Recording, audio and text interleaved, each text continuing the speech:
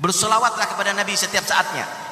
Seorang sahabat datang kepada Nabi Rasulullah, datang kepada Nabi Muhammad, "Ya Rasulullah, inni uktiru salata alaik, fakam aj'al salawati lak." Ya Rasulullah, aku adalah orang yang gemar bersolawat kepada Anda. Seberapa banyak sih salawat yang akan aku haturkan kepada kamu? Maka Nabi SAW menyatakan, "Masyita, yang kamu mampu." Ar-rubu' ya Rasulullah, gimana kalau seperempat umurku, seperempat waktuku aku gunakan untuk salawat kepadamu? In syi'ta wa in syi'ta wa huwa khair. Ya kalau mau seperempat nggak apa-apa, tapi kalau lebih tambah, mau tambah, itu lebih bagus. Lebih banyak lebih bagus. Fathuluth ya Rasulullah, kalau begitu sepertiga waktuku aku gunakan untuk salawat kepadamu. In syi'ta wa in syi'ta fa huwa khair. Kalau mau silakan, tapi kalau mau tambah lebih baik. Fanisif ya Rasulullah, kalau begitu separuh ya Rasulullah. In syi'ta wa in syi'ta fa huwa khair. Silahkan, kalau mau tambah lebih baik. Fathulutsain, 2/3 ya Rasulullah. In syi'ta wa in syi'ta fa huwa khair. Kalau tambah lebih baik. Idan aj'al kullu salawati lak. Kalau begitu semuanya aku haturkan untuk salawat kepadamu ya Rasulullah. Idan tukfa wa yuktar dambuk. Kata Nabi, kalau kamu bisa setiap saatnya salawat kepada aku, maka kamu akan dicukupi oleh Allah semua permintaanmu, bahkan belum minta udah dicukupi oleh Allah. Dan kamu akan dilindungi oleh Allah, bukan hanya di dunia. Wa yukfar dambuk, dosa kamu dihapus oleh Allah Subhanahu wa taala. Karena itu ya ikhwani, jangan kita bersolawat hanya berupa lafaz yang ada di mulut. Tapi sholawat itu harus dibarengi dengan ta'zim kita kepada Rasulullah, syauq kita kepada Rasulullah, mahabbah kita kepada Nabi Muhammad sallallahu alaihi wasallam. Salatan yattasilu biha ruhul musalli alaihi bih. Sholawat yang menyambungkan ruh orang bersolawat langsung kepada Nabi Muhammad sallallahu alaihi wa alihi wasallam. Sholawat kita ini akan sampai kepada Nabi. Ini cara kita ittisal, menyambung hati dengan Nabi Muhammad sallallahu alaihi wa alihi wasallam. Ketika kita bersalawat, ketika kita bersalam kepada Nabi, istihdharkan Nabi ada di hadapan kita. Karena sesungguhnya Nabi tidak jauh dengan kita. An-nubuwatu la tazulu bil maut. Presiden kalau mati nggak ada jabatannya presiden. Gubernur kalau mati nggak ada jabatannya gubernur. Tapi kalau kenabian, kewalian kalau mati tidak hilang itu jabatan, tidak hilang itu derajat di sisi Allah Subhanahu Wa Taala. Beliau sampai sekarang tetap menjadi Nabi Allah. Beliau sampai sekarang walaupun udah dikubur tetap menjadi Rasulullah Sallallahu Alaihi Wasallam. Karena itu jangan anggap Nabi Muhammad itu mati seperti matinya manusia biasa. Nah, Nabi Muhammad tetap perhatian dengan kita. Nabi Muhammad adalah dekat dengan kita dan dan bersama kita. Wa'lamu anna fikum Rasulullah. Ketahuilah bahwa Nabi adalah bersama kamu. Ada di diri kamu Rasulullah. Cuma kita mubta'idin anhu. Kita yang menjauh dari Nabi Muhammad sallallahu alaihi wasallam. Coba kalau kita ini setiap saatnya menghadirkan Nabi, maka Nabi tidak jauh dengan kita ya ikhwani. Nabi tidak jauh dengan kita. Jangan mengingkari kalau ada aulia misalnya bertemu dengan Nabi secara yaqadhah. Itu hadis sahih riwayat Bukhari, man ra'ani fil manam fasayarani fil yaqadhah. Siapa orang yang melihat aku dalam mimpi bakal akan melihat aku dalam keadaan yaqadhah, Itu bukan di hari kiamat yaqadhahnya. Kalau di hari kiamat yaqadhahnya, hatta orang enggak mimpi bakal ketemu dengan Nabi Muhammad. Itu yaqadhahnya fid dunya. Minimal ketika dalam sakaratul maut hadir Nabi untuk membantu kita mati husnul khatimah. Berusahalah untuk dekat dengan Nabi sehingga Allah memberikan kita bisa memandang Rasulullah walaupun dalam mimpi, apalagi dalam yaqadhah. Wa krimil arwaha minna biliga khairil anami. Seorang murid datang kepada gurunya. Dia mengatakan, aku ingin mimpi Rasulullah. Aku ingin mimpi Nabi Muhammad. Maka gurunya berkata, perbanyak salawat kepada Nabi. Salawat. tapi min ghairi huduril qalb, hati enggak hadir. Enggak ada ta'zim kepada Nabi sallallahu alaihi wasallam. Mungkin sholawat model kita nih. Akhirnya datang lagi kepada guru. Guru enggak mimpi, udah banyak sholawat. Kata guru, mau aku atur satu cara supaya kamu mimpi. Mau. Kamu enggak boleh minum mulai subuh sampai subuh. Makan boleh. Enggak boleh tidur mulai subuh sampai subuh. Setelah itu kamu datang kemari. Ada amalan yang lain. Oh siap guru. Datang esok hari, mata udah merah, bibir udah kering, kerongkongan udah kering. Datang kepada guru. Guru, udah aku lakukan. Enggak tidur kamu? Enggak tidur. Enggak minum? Enggak minum. Kelas kamu ibgahuna hatta tatlu asyams musallid duha warji masyan wa hafiya. Kata guru, kamu tetap di sini sampai terbit matahari, sholat duha, pulang jalan tanpa sendal. Jaraknya agak jauh, melewati padang pasir, musim panas. Sampai ada di rumah, tidur. Jangan langsung minum, tidur, insya Allah mimpi. Dilaksanakan. Sampai setelah sholat duha, jalan. Udah sempoyongan nih jalannya. Di tengah jalan ada kelihatan orang jualan es. Gimana pikirannya ini orang? Es. Sampai ada di rumah, tidur. Mimpinya bukan mimpi Nabi, mimpi es. Bangun tidur, emosi, datang sama guru. Guru, aku sudah nurut sama Anda. Saya sudah laksanakan itu semuanya, tapi ternyata tidak ada mimpi. Masa kamu gak mimpi dulu? Mimpi, tapi bukan mimpi Nabi. Mimpi apa? Mimpi es. Loh, kok bisa begitu? Gimana ceritanya? Dari sini aku pulang tidur. Sebelum tidur, apa yang dalam pikiran kamu dan apa yang kamu saksikan?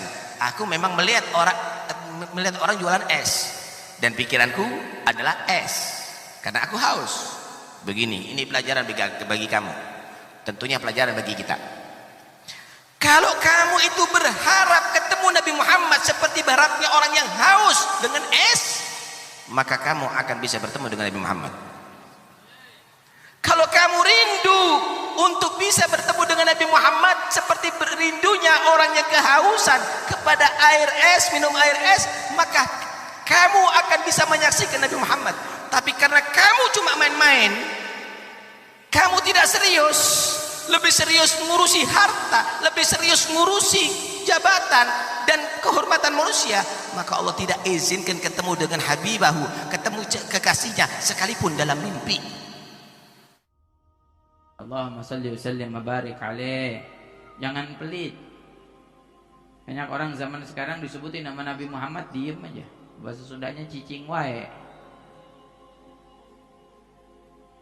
Nabi SAW yang bilang, al-bakhilu man dzukirtu indahu falam yusalli alayya. Orang yang pelit, kata Rasulullah, orang yang di sampingnya, di depannya, di hadapannya disebutkan nama Rasulullah, tapi dia tidak mau bersolawat kepada Rasulullah, itu pelit. Sampai para ulama ahli hadis mengatakan pelitnya itu pelit-pelit. Asyadul bukhl. Pelitnya sangat pelit. Sering kita bilang, pelit itu ada dua macam. Pelit ada berapa macam? Ada dua. Jangan sampai dua-duanya juga. Pokoknya jangan sampai jadi orang pelit ya. Kalau pelit yang pertama masih mending. Pelit sesuatu, misalkan saya punya makanan, orang minta, saya nggak kasih, pelit nggak? Pelit. Ya. Tapi ada yang lebih parah dari itu. Pelit untuk dirinya dia sendiri, pelit. Ini yang sangat parah, syadul bukhl. Untuk dirinya dia sendiri baca salawat buat Rasulullah, dia nggak mau. Ini pelit, sangat pelit. Pahala buat diri sendiri nggak mau. Jangan-jangan dosanya diminta juga nggak mau lagi. Jangan sampai. Kalau sebutin nama Nabi Muhammad, Allahumma sholli alaihi. Baca. Sebutin nama Rasulullah, Allahumma sholli wa sallim alaihi. Sebutin nama Thaha, Allahumma sholli wa sallim alaihi. Sebutin nama Yasin, Allahumma sholli wa sallim. Jawab. Mau yang laki, yang perempuan jawab. Siapa yang bilang? Guru kita ceramah, Rasulullah, Allahumma sholli alaihi. Baca, jangan pelit, jangan diem. Masya Allah. Jangan sampai kita jadi orang pelit-pelit. Di Hadramut dulu, di kota Sewun ada syaibah, ada orang tua. Itu kalau jalan di pengajian begini nih, dia pengen ke kamar mandi, ke belakang atau apa, dia ngelangkahin jamaah nggak enak. Cuman dia bilang begini, wahid bi asyrah, wahid bi asyrah, wahid bi asyrah. Yang duduk semuanya, Allahumma sholli alaihi, Allahumma sholli alaihi, Allahumma sholli alaihi. Orang bingung. Wahid bi asyrah dah, 1:10, 1:10. Kayak lagi dilelang sama dia. Mananya apa? 1:10. Kau ucapkan 1 kali, dibalas oleh Allah 10 kali.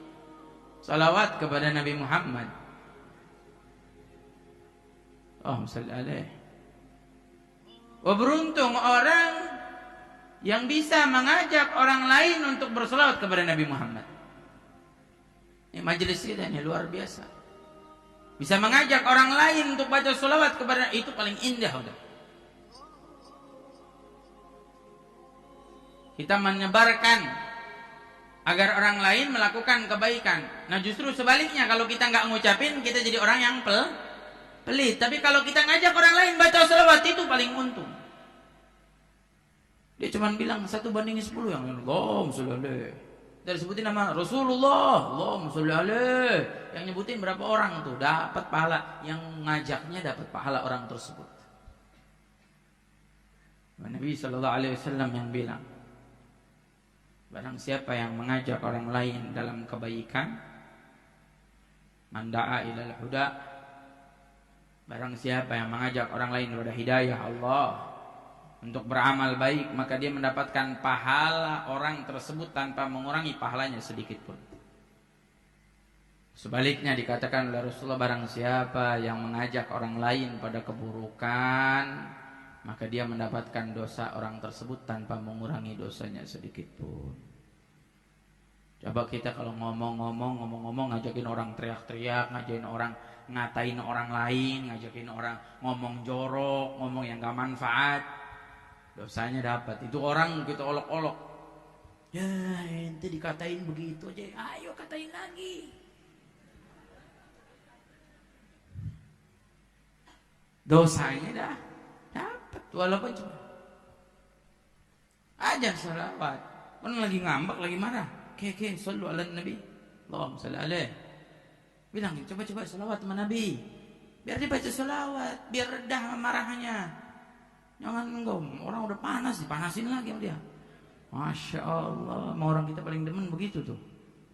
Jangan sampai jamaah majelis begitu, jangan. Kalau udah marah, ajak salawat, salawat dah. Mau ngapain sih ngurusin orang? Dah nggak usah diladenin. Ajak dia baca salawat kepada Nabi Muhammad sallallahu alaihi wasallam, barak alaihi wa alihi. Oh indah isinya salawat semua. Nggak ada yang nggak indah. Semua dalam salawat isinya indah. Baca salawat sama Nabi. Hanya di sini disebutkan sallallahu ala sayyidina Muhammad. Imam Ahmad bin Zain al-Habsyi, beliau menuliskan salawat. Karena dalam sebuah riwayat disebutkan, barang siapa yang menuliskan salawat kepada Nabi dalam setiap bukunya, malaikat beristighfar untuknya selagi itu tintanya masih ada. Malaikat beristighfar untuknya. Karena kenapa? Kok malaikat istighfar? Itu menjadi salawat. Kalau Allah balasnya salawat juga rahmat. Karena salawat dari malaikat adalah istighfar. Sebagaimana dikatakan oleh Sayyidina Abdullah bin Abbas. Nah, kalau salawat dari kita manusia, apa artinya? Salawat dari kita manusia artinya adalah doa wa tadabbur, doa. Jadi ketika kita bersalawat kepada Nabi, itu namanya kita berdoa, meminta kepada Allah. Dan hasilnya, manfaatnya buat kita sendiri. Ketika kita baca salawat buat Nabi, Nabi nggak butuh salawat kita, nggak butuh. Tapi kita yang justru butuh dengan salawat yang kita baca untuk Nabi Muhammad. Bahkan dalam hadis lain Rasulullah SAW mengatakan, perbanyaklah salawat kepadaku. Dan perbanyaklah meminta kepada Allah wasilah untukku. Kita kan kalau ba'dal azan doa, Allahumma rabb hadhihi da'wati tamma wa salatin ati sayyidina Muhammadin wasilah. Apa dijawab oleh Rasulullah sallallahu alaihi wasallam? Karena salawat yang kau baca rahmat dari Allah untukmu, dan wasilah yang kau minta itu diperbanyak, syafaat nanti di hari kiamat untukmu. Makanya kalau dengerin adzan, baca doa adzan. Habis adzan tuh baca doa. Cinta sama Nabi, cinta. Habis adzan bukannya baca doa. Berarti nggak cinta sama Nabi, doain Nabi nggak mau. Lah kapan lagi kita doain Rasulullah? Oh, kita tiap hari didoain sama Rasulullah. Tiap hari kita didoakan oleh Rasulullah. Kalau catatan amal kita nih sekarang dihampiri, Rasulullah lihat. Kalau buruk, Rasulullah istighfar buat kita. Didoakan tiap hari kita sama Rasulullah. Tapi kita doain sama Rasulullah ba'dal adzan. Adzan yang ngobrol-ngobrol. Kalau ada yang jawabin adzan. Ba'dal adzan wala. Saya pernah ketemu masalah guru luar biasa, ngedidik muridnya. Oh, kalau muridnya di tempatnya tuh lagi apa, misalkan lagi nyapu, lagi apa tuh, kalau adzan diem aja. Sapunya dipegang begitu diem. Terus kalau udah rapi adzan nih, dilihatin muridnya pada doa nggak? Doanya suruh ngangkat tangan. Kalau nggak ngangkat tangan dipanggil, hei. Ditunjukin gini doang, ayo doa. Diingetin biar berdoa. Nah, jangan sampai kita nggak berdoa, khususnya untuk Nabi Muhammad. آمين يا الله يا رحمن يا رحيم أنت الجواد الحليم وأنت